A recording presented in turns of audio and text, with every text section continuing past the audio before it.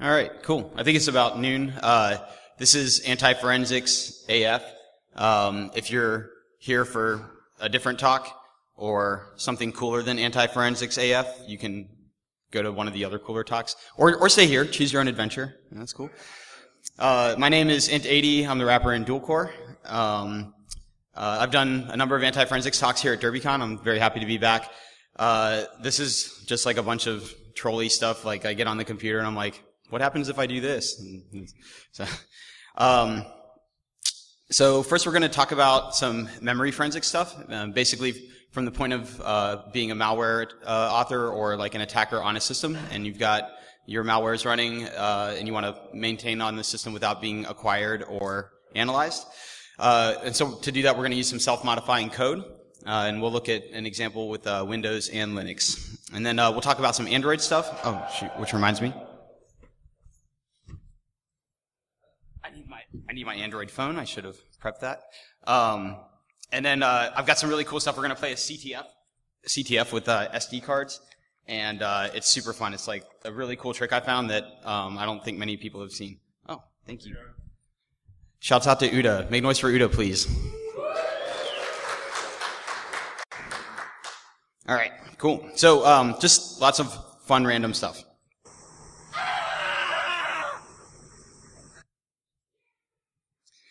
So this is my like who am I page or whatever. I don't do forensics for a living.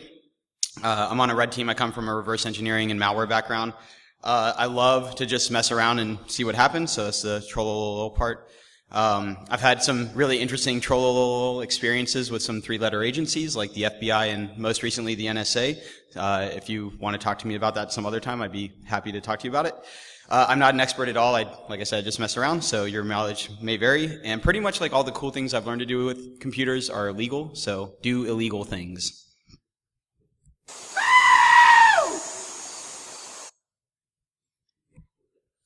Okay, so our focus on the memory forensic side of things is that we are an operator or an attacker on a victim system.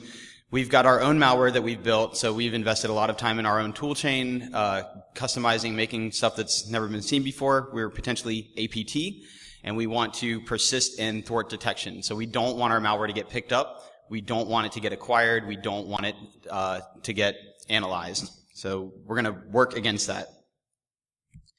And so we all know, like, last 10 years or so, like, the hotness has been memory forensics, right? Like, disk-based forensics is dead.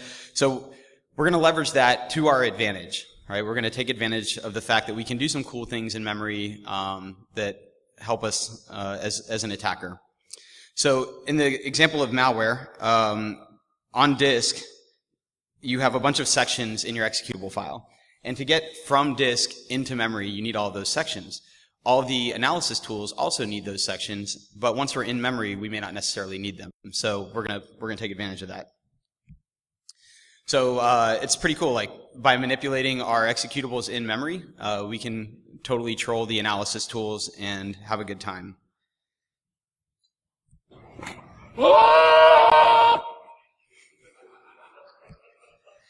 So this is a program that I made called "The keys are like right next to each other." It's taken from a bash.org quote. And actually this is pretty much, I think, the last demo that I left off with in my last Derbycon talk. But I ran it under XP. It was a few years ago. So I was just curious to see, like, does this work in Windows 10? So in this case, we're going to use Recall, which is a free framework from Google for doing memory forensics. Pretty dope. If you haven't checked it out, A++, would recommend. Would clone Git repository. So let's see, we've got there's our malware. It's just running, just doing evil stuff as it does. Now, oh god. Okay. In a separate tab, let's run recall.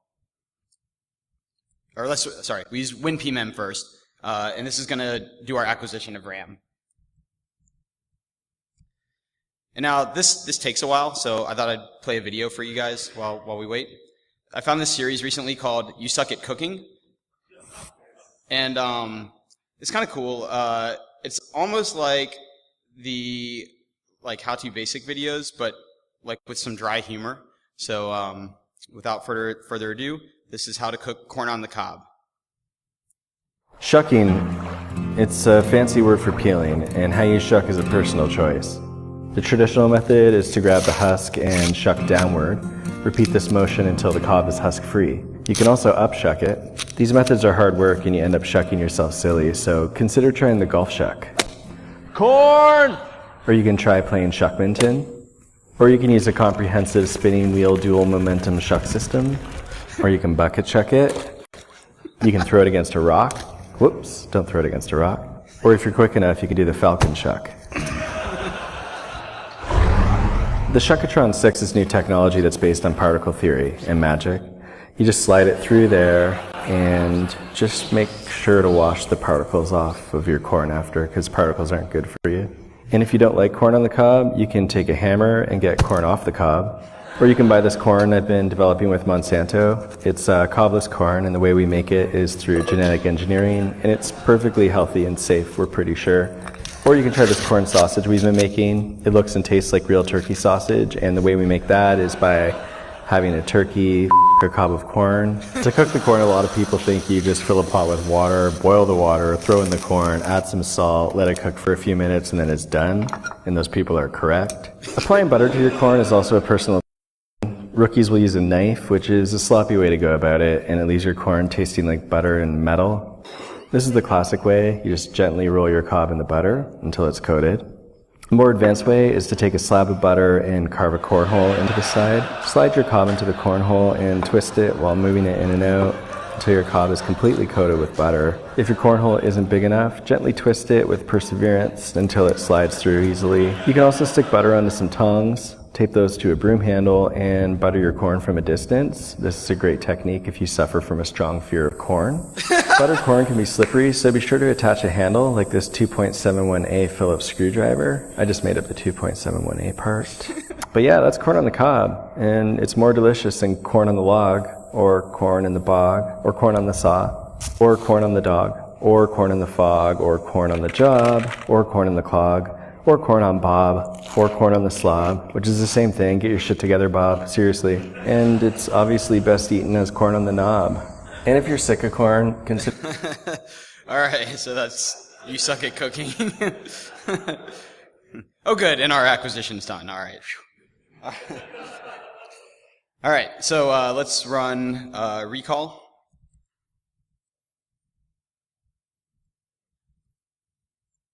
And let's see, we'll pass it. This is our acquisition file .aff4. It's like its own format, but recall understands it, so it's good. And basically what you get is this IPython notebook workspace, right? It's pretty dope. Like, I don't know if anybody uses IPython, but it totally changed my life. Before it was just me Python. So what we're going to do is use a proc dump module inside of recall. And like if you've ever used Volatility for memory forensics to extract a process, you need to find the PID first, right? In this case, we can just say, oh yeah, the process looks something like this, the keys, and then we can just specify the dump directory. And all of this is like tab completed, just like IPython stuff is, which is super nice.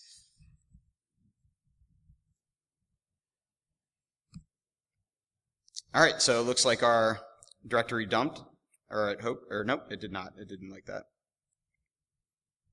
Maybe I should try using tab completion.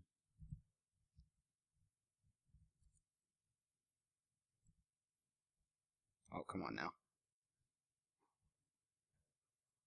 That's totally right.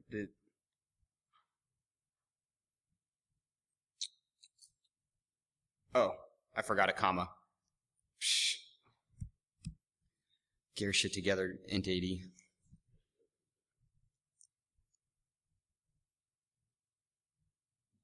All right, cool. So while it's doing that, let's look at what the original program looks like.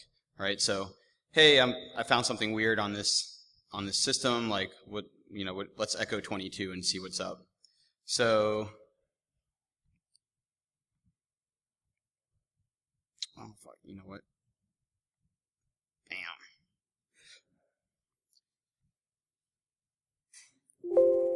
So this is, normal IDA Pro, load a program in, looks legit, right? You get a cool call function graph, Function names are all good, everything good, right? Cool. So now let's take a look at our dumped executable. So here's our dumped executable. Oh, doesn't really recognize it. Let's just go with the default, see what happens. That doesn't look right. Notice we've got like a lot fewer subfunctions on the side. These instructions don't look right. They're like 16-bit. Strange, right? If you're a malware analyst and this is what you get to work with as your starting point, you're going to be like, WTF, mate? Like, what is this?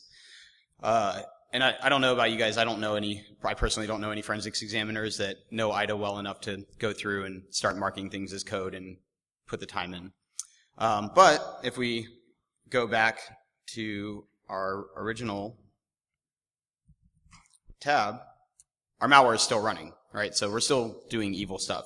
So we've thwarted analysis, and that's pretty cool. So, yay, attackers win.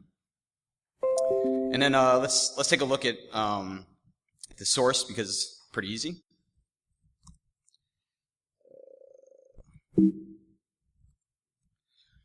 So this is very like basic proof of concept. We get a handle to the process, make sure that we're dealing with a Windows executable here.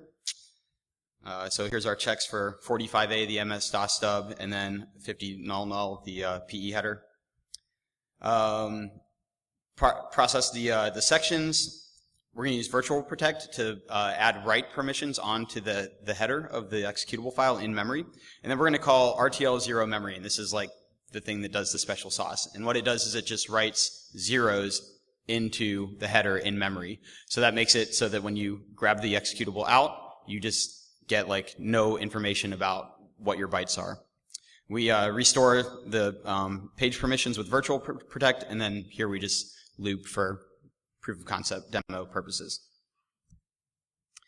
Any questions at all about the keys are like right next to each other? Yes, in the back.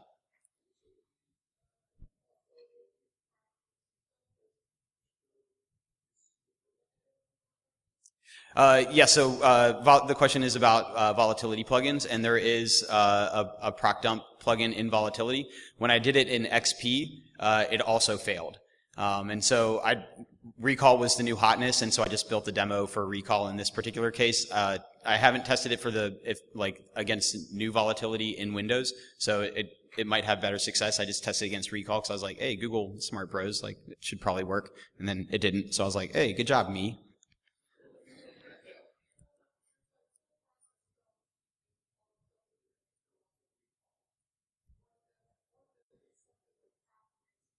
Mm-hmm.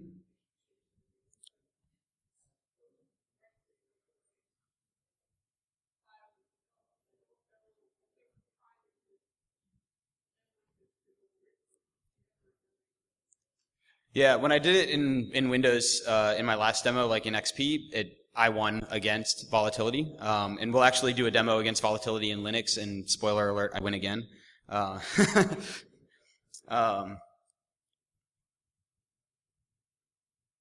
So again, this is, we don't need the PE header after we've loaded. We can do whatever we want. If you really want to have some fun, try writing weird values into the PE header and then loading your dumped executable into analysis tools. You might get some crashes with some interesting values and some registers, just if you're into that kind of stuff.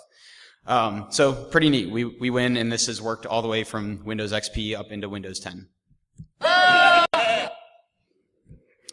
For completeness, these are the commands that I ran. If anybody wants to like take a picture of the screen, but it's pretty straightforward. It's just winpmem to acquire the RAM, and then run recall against the acquisition, and then run the proc dump module inside of recall.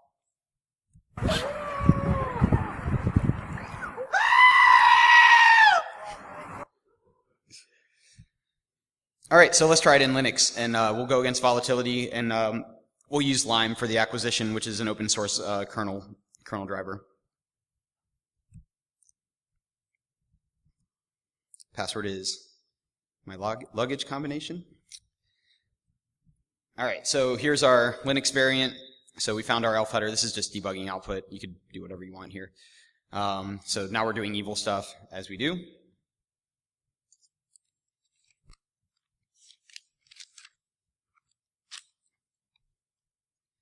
All right, so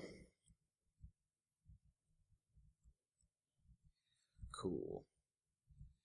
Let's get Lime first.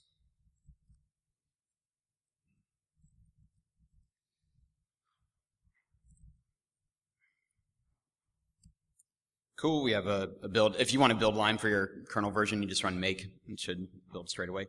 So we need to load Lime into memory so we can do an acquisition.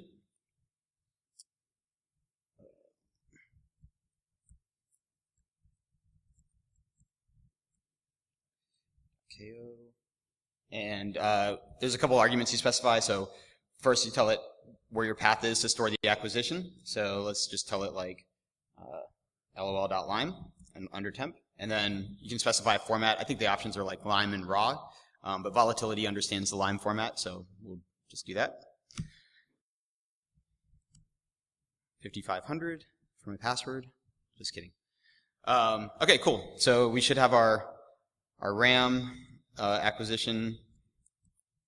Cool. And again, malware is still running, so malware should be in there somewhere. We can grab it. So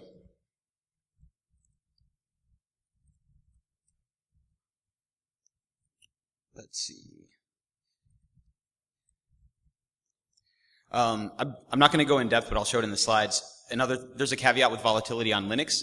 It doesn't come with a profile for your build of Linux, so you have to build your own profile for any system that you're going to be doing memory analysis on. It's a pretty straightforward process, and I'll cover it in the slides rather than walk you through it here in the demo. We'll just get to the cool stuff.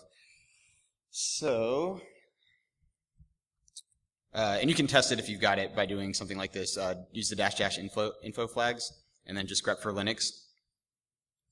And then that'll tell you it'll show your profile once you've installed it.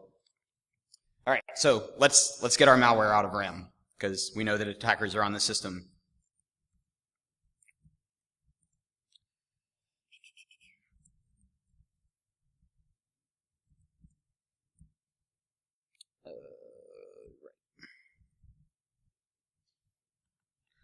So we have to specify our profile to Volatility so it knows how to do the thing.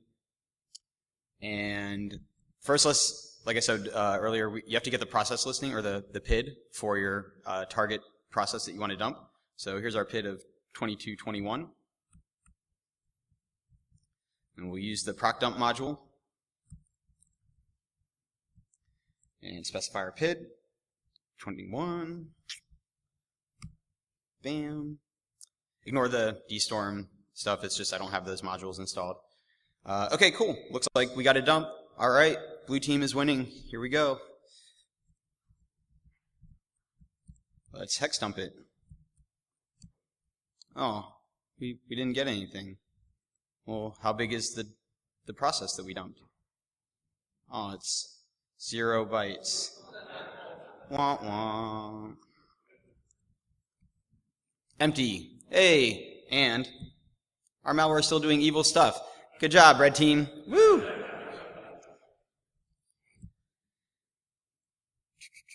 So basically the same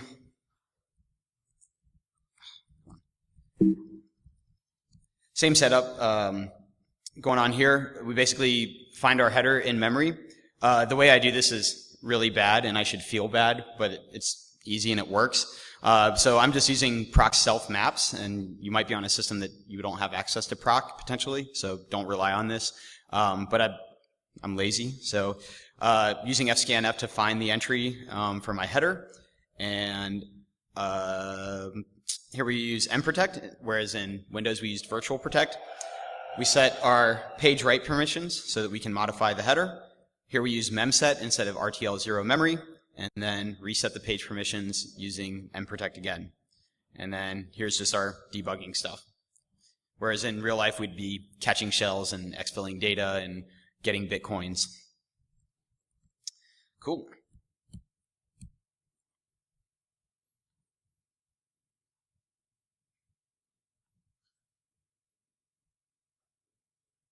All right, so that was the Linux one. Oh no. Sorry.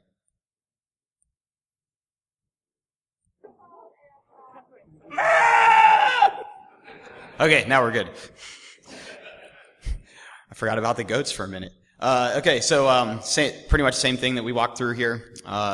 We don't need the ELF header, just like we didn't need the PE header. So we can zero it out, or if you want to, you could tamper it and add in weird values and get really interesting register values sometimes.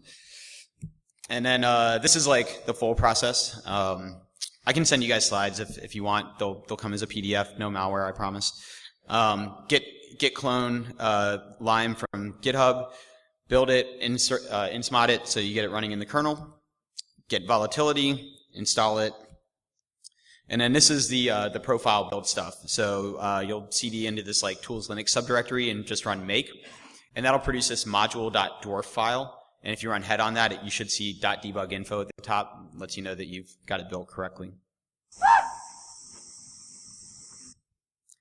Then once you've got your module.dwarf file, you'll need to package it with your current system.map and place that zip in the directory under plugins overlays for Volatility. And then at that point, you can check that it's installed correctly with that python.vol.py info grep Linux that I showed earlier. And then we just did pslist and procdump, and it didn't save us in this case, but that's the completeness.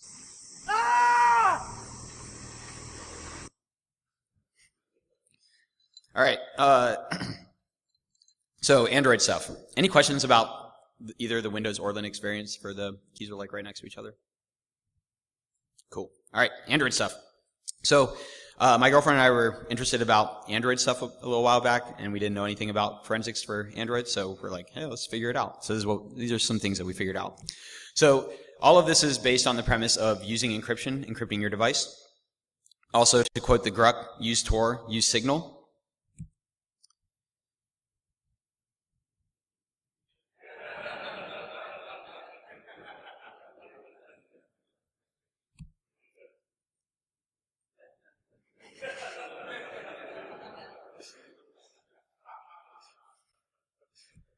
I don't know if this one shows up as well. I want to eat a pint of Jerry Garcia ice cream. Should I use a bowl or not?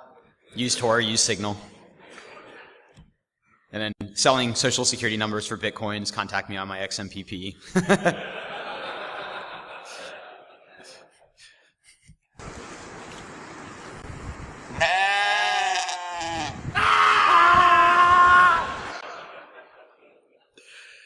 I guess I don't know if I should admit or not, but pretty much the reason that I made this talk was because I had the idea to use screaming goats for the slide transitions, and I was like, what can I put around that?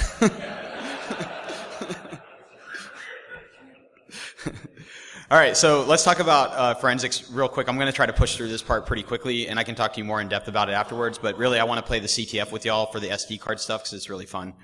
So first, Android forensics. Okay, so Android forensics, not the easiest. There's like a bunch of stuff you have to have in place. Also, it's like a weird setup. You have to cross-compile netcat for ARM and then load it onto the device that you're doing an acquisition from. So like, if anybody's done like hardware forensics, or like hard drive forensics, you usually use a write blocker and you don't write anything onto the device that you're acquiring from. In this case, you're pushing a program that you've built onto a target device that you're about to acquire from. Really weird, but it works. You need the device to be powered on, decrypted, unlocked, rooted, and have USB debugging enabled. So that's quite a lofty kill chain, right? You stop any one of those things and forensics fails. And then if you want to do memory forensics, you need loadable kernel modules enabled, which on all of the Android devices that I've seen do not have that enabled. So good luck.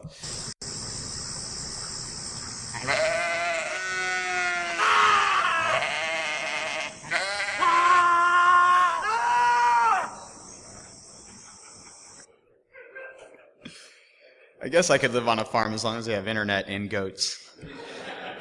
Okay, so basically what you do in Android forensic acquisition off of the NAND storage is you push your compiled netcat binary onto your target device and you set up a port forward. And then you invoke a shell, get root, and situate your netcat binary, give it executable permissions. You could probably do like 755 if you wanted, but YOLO. Then you DD, this is all familiar to us, right? DD off of the NAND storage, block size 64K, no big deal.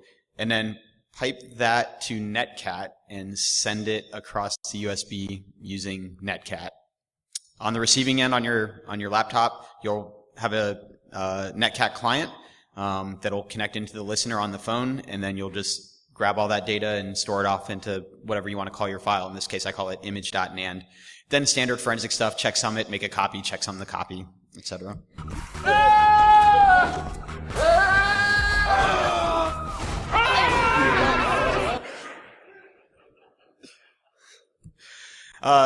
Another weird thing I found with Android stuff is that you'll find the NAND storage exposed via different interfaces. It just varies per device, it seems. So like these are some that I've seen it under. Just look at the proc partitions on the system, and that'll tell you like where the storage is. So it might be under dev block or dev mtd or dev emmc. And then I was just trying to be clever with that C++ line at the end. Sad.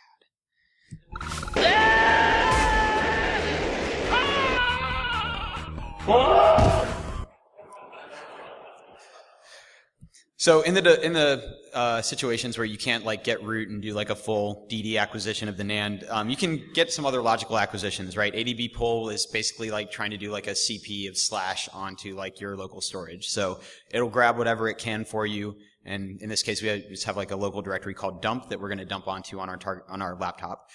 There's also this like dumpsys program. There's ADB backup, which you have to add a pin for. You have to have the pin for the phone or the device in order to use ADB backup, which then puts it in the bash history. So if you're targeting the forensic investigator, you can find the pin of the phone.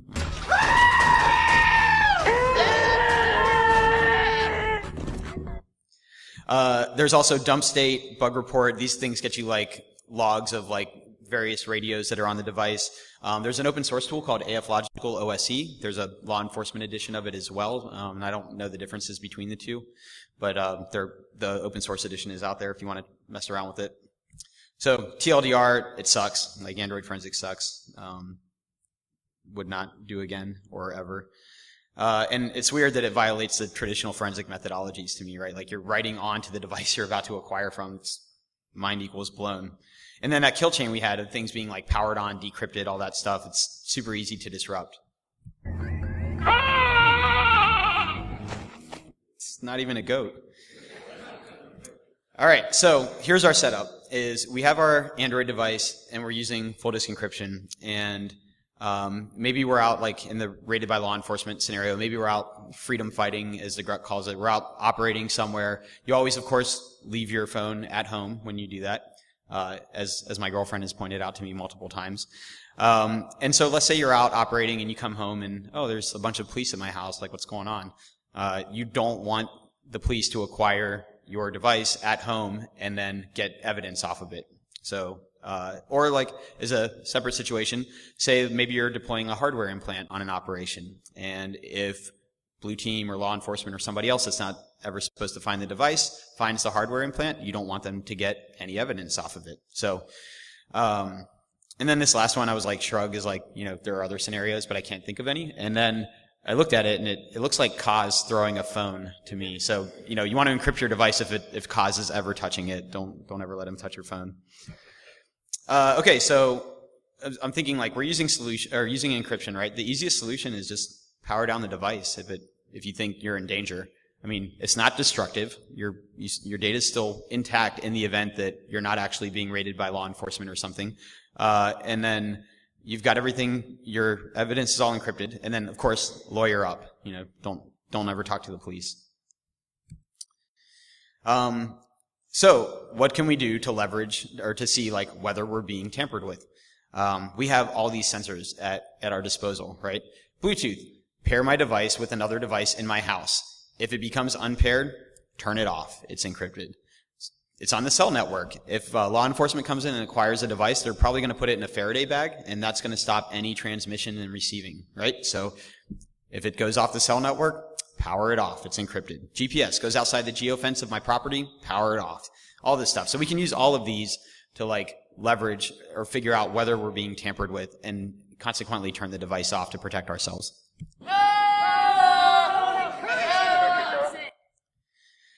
So I wrote this app called Duck the Police. And I'd like to do what I hope will be the worst HackerCon demo ever for you guys. So I have this Android device here.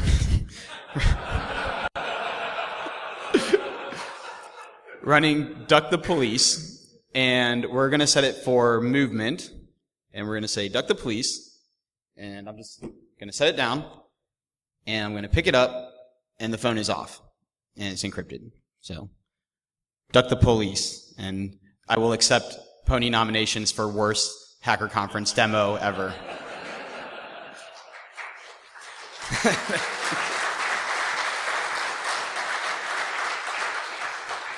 I'll put the pony award right next to my other two. It'll be in good company. So. I was surprised at the lack of Duck the Police memes that were on the internet.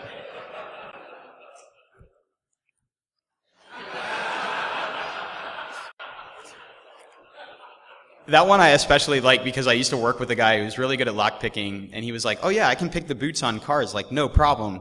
And he's like, the police charge you like $125 to take those things off. I charge $75.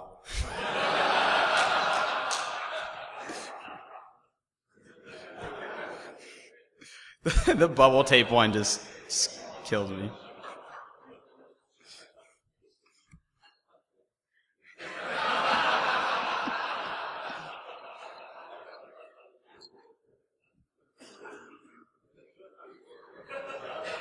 I love that one. All right, so yeah, we're using encryption, and if we leverage like motion sensors or like accelerometers in the device, it moves. If it's like recovered by somebody we don't want it to be recovered by, it powers down, we win. Good to go. All right, SD cards. All right, so if you've seen this talk previously, you're not allowed to play the CTF. Sorry. Let's do SD cards.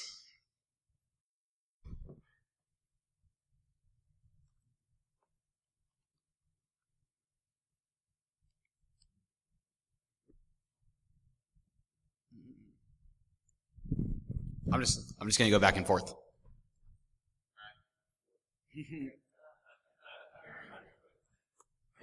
I love that song.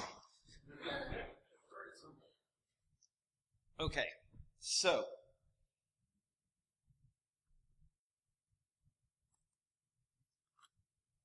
I have an SD card here, and I'm going to plug it in, and we'll take a look at it.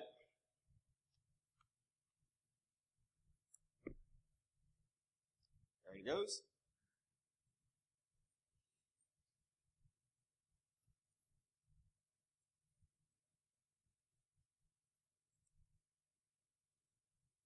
All right. The rules of the CTF, something, something, something, can't read from this angle because privacy filter on my screen. Enter your name below. So basically the TLDR is we need to add our name to this text file. We need to save it. We need to unmount the file system, remove the SD card, add the SD card back in, and make sure that our name is still in the file. Seems pretty easy.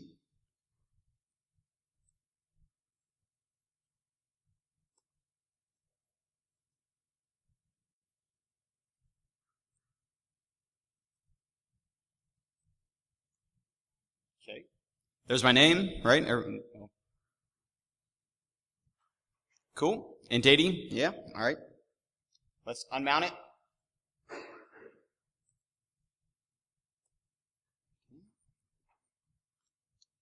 SD card is out. SD card going back in.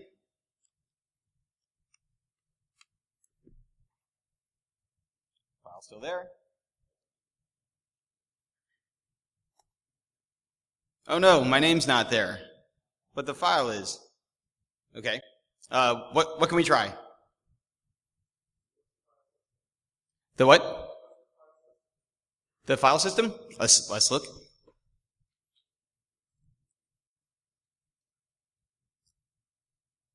Extended to. I'm sorry? Immutable bit? Okay. So like add our name and then do like change adder plus I on it. Okay. I like that.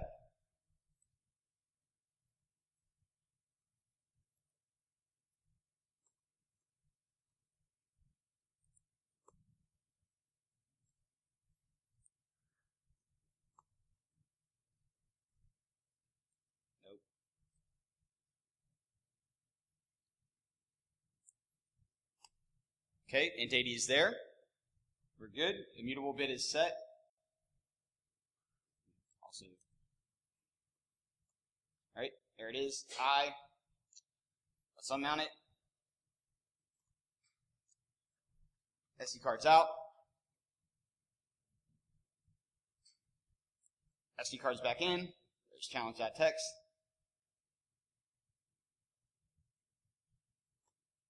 Oh no, my name's not there. All right, what else can we try?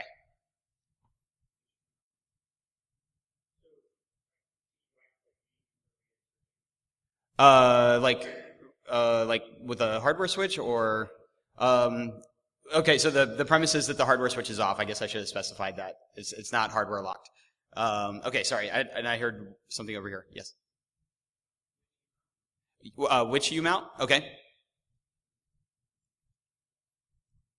It's bin U-mount. I'm not charging U-mount, so it's standard U-mount on Linux. Yes. I'm sorry? Rename the file? Yeah, let's do that.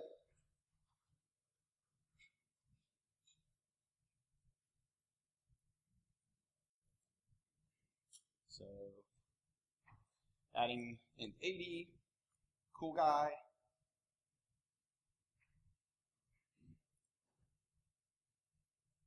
Or do I just move it? How about that?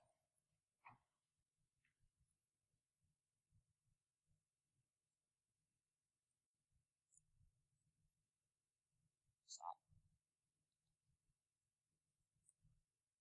Let's call it pancakes.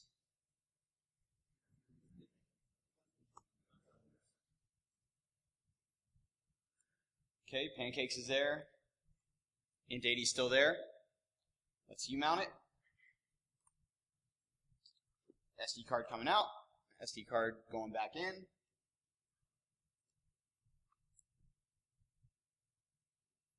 Oh shit, it's challenge.txt again. Oh, wait, that's right. And my name's not there still. What else? In the back.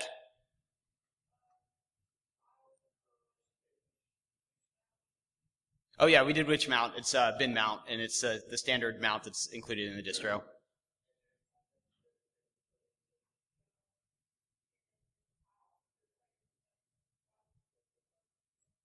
Yeah, no, didn't tamper that. In the back. Yes, and we can double check the mount flags.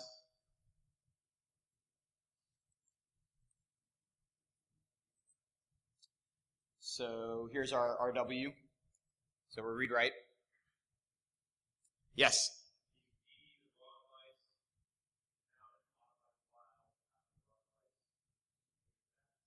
We can. I'll go ahead and spoiler alert for you because it'll take longer than is left in the talk. That doesn't work either.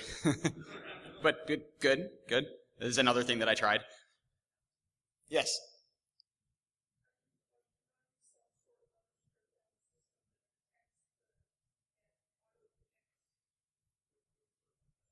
Nope, I'm not using any UDEV gnarliness or anything like that.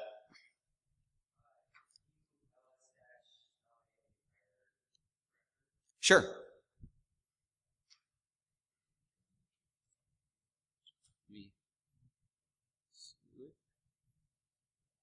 Because I'm cool like that. Lost and found is a standard directory on extended file systems. Yes. Yeah, let's check partitions.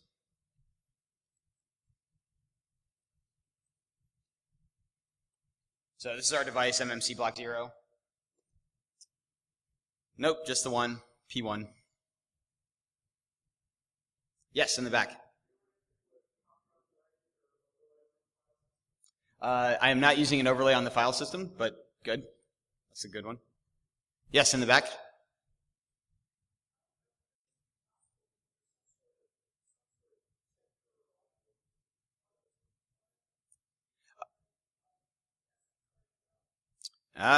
Yes, there is something on the SD card itself.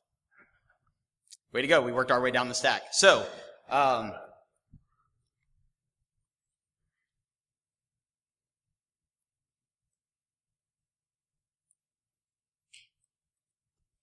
There's a program called SD Tool, which will allow us to interface with the firmware on the SD card, and we can change the write state as to whether or not we can write to the card.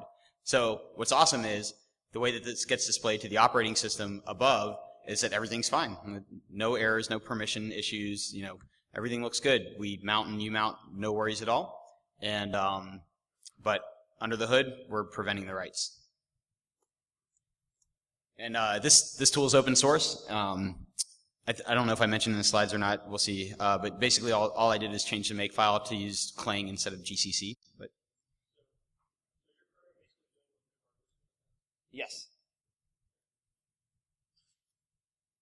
But the lock switch is set to like allow writes. Yeah.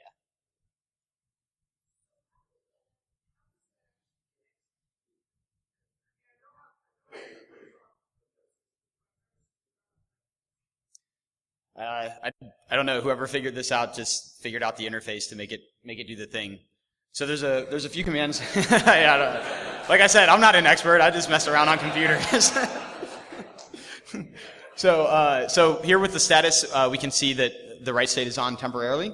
So we can update the write protection state.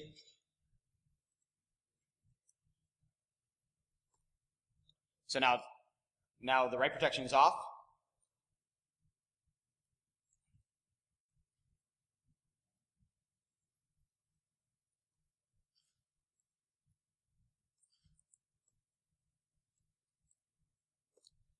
So we'll unmount it. Card's out. Card's going back in.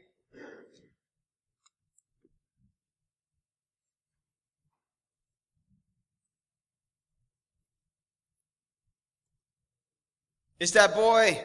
Oh shit, what up?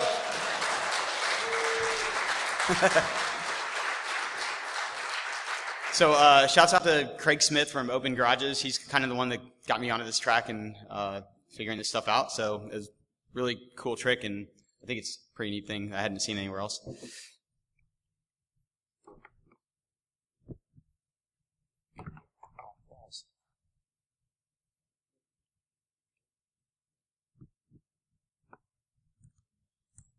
Bob Saget.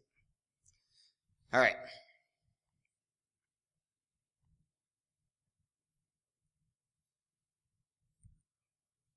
That was just in case I wasn't paying attention. Whoa! That was in case you weren't paying attention. All right, so using this open source tool, SD tool, we're able to lock and unlock the device and also check its status as well. Again, the physical lock is disengaged, so to anybody recovering the SD card, they're going to be like, yeah, looks fine. All this stuff happens in memory, so we're good to go. Nothing gets written to the device, aka no logs, no crime, which is awesome. Caveats. So USB hub does not present itself in the same way all the time as an MMC device. So you might need an actual SD card reader that's not connected via USB bridge. I think some of them might work. Also, I've run into just hit or miss with certain cards. Like this micro SD card inside of the SD adapter works fine. Other micro SD cards I tested did not work. So just ask your friends for some totally safe micro SD cards and then give them back.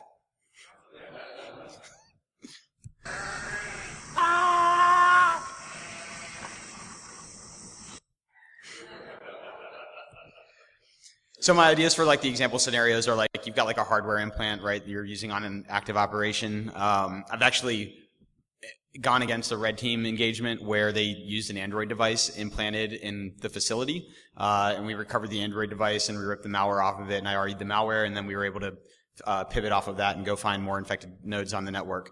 But had they used a mechanism like the Android stuff or whatever, they could have potentially killed that.